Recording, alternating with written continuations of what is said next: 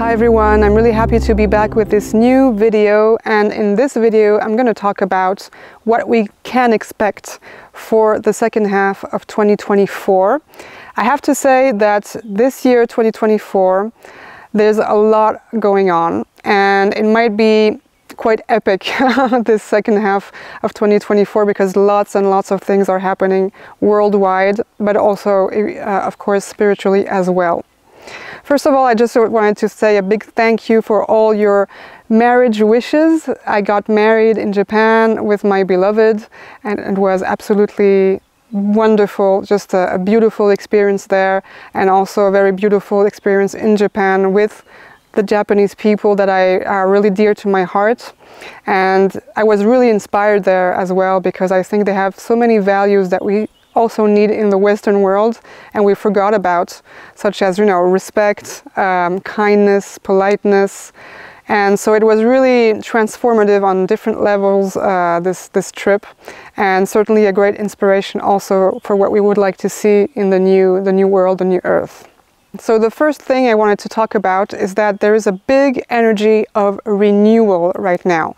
And this energy is present since like the month of May, I would say. Big energy of renewal. Is almost like we are pushed in the back by the universe to actually radically change, which means that we might need to detox on some levels, physically, emotionally, but also in the physical. These past weeks I really felt called to kind of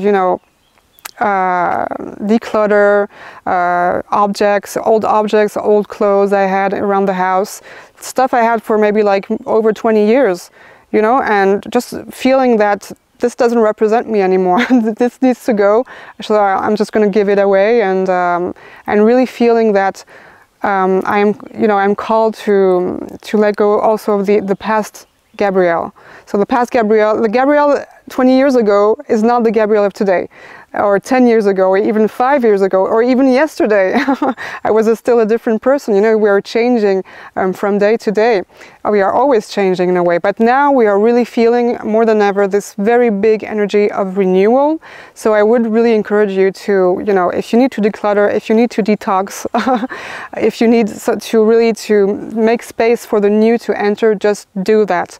Because we are in these times of transitions, a lot of things are happening worldwide, but we are also moving out of the past, of our past selves, and into our new selves. And a new identity for the ego is something really scary because it's something unknown. We don't know who we are except for what we know of us in the past. So that's really a kind of key energy right now, is really the energy of renewal, and certainly we can start seeing it pretty clearly also in the collective with what is happening.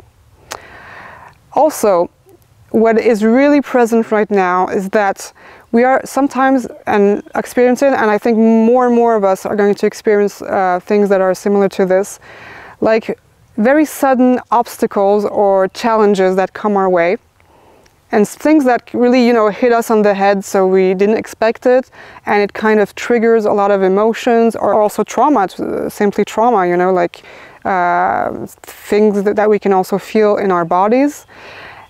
And it kind of triggers a healing crisis, but this healing crisis is kind of very accelerated and fast, much faster than what we used to experience before.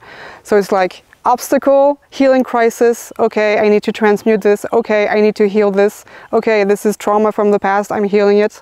And then on the other side, there is a kind of sudden also miracle happening where there is a very quick resolution behind the challenge.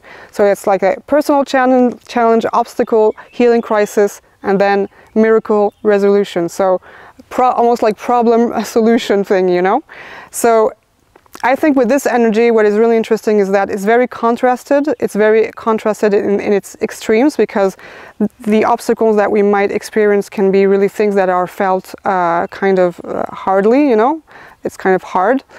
But the other polarity is that, we really see this miracle solution coming out of nowhere almost. But in order for this miracle solution or healing to come out of nowhere, because it doesn't come out of nowhere, it's important to you know, like really experience what needs to be experienced on an emotional level or physical level, whatever is triggered, but then just let it go and really kind of align ourselves back with our divine selves and pray, ask for help, for spiritual help. This is really going to allow the universe to work its magic, and so miracle solutions really appear very quickly. I've experienced this actually a couple of weeks back. Suddenly, a big obstacle on my, you know, on my journey. I was really triggered, like really deep trauma coming up.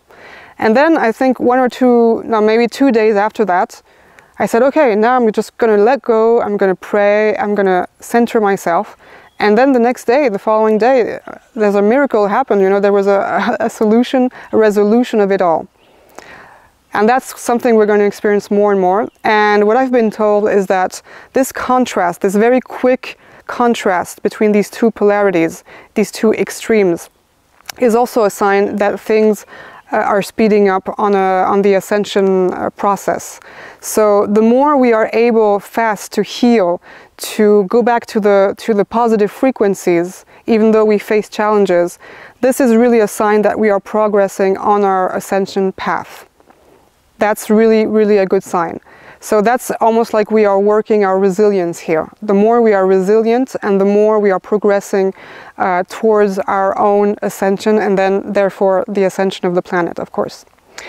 The other thing I saw regarding that is that I saw the Fibonacci spiral, you know.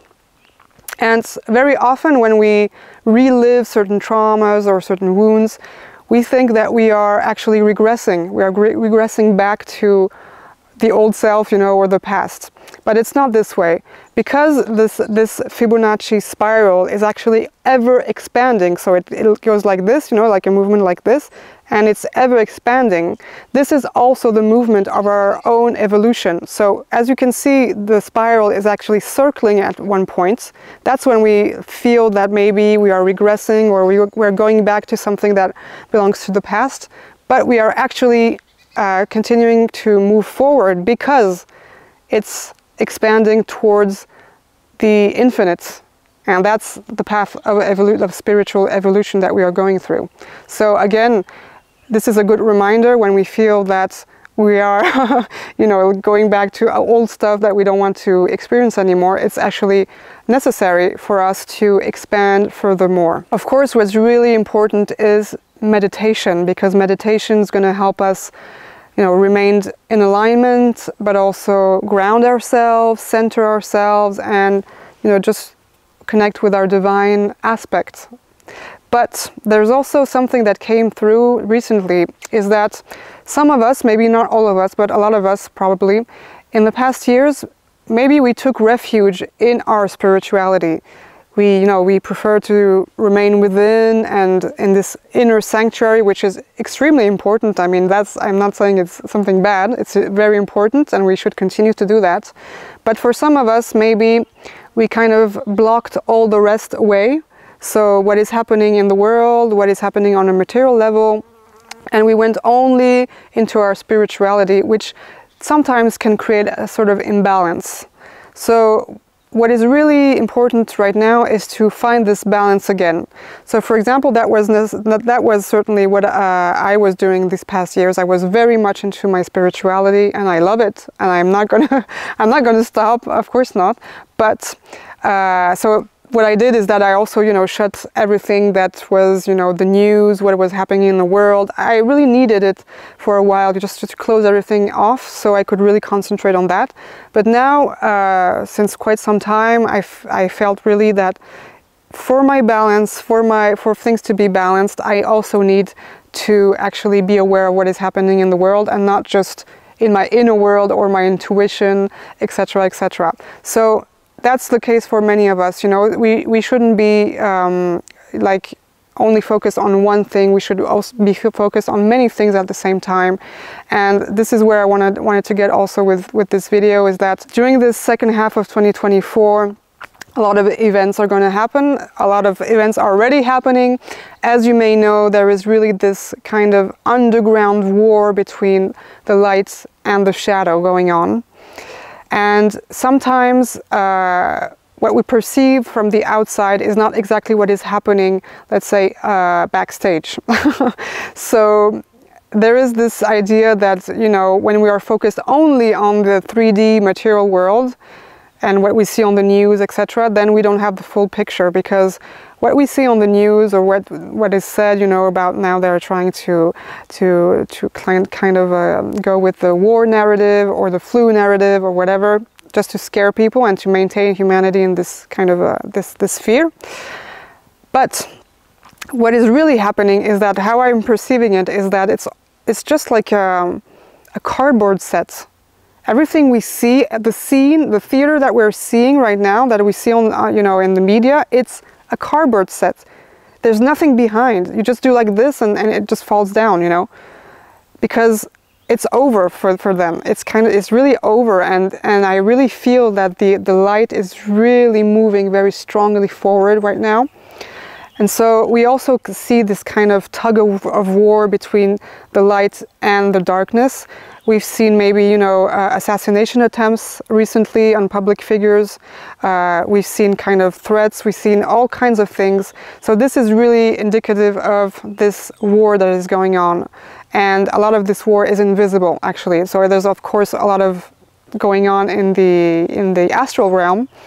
But also on the earth realm, there's also things that we don't talk about on the news that are going on. So I would recommend just to, you know, maybe watch some alternative information if you're not, you know, aware of what's going on.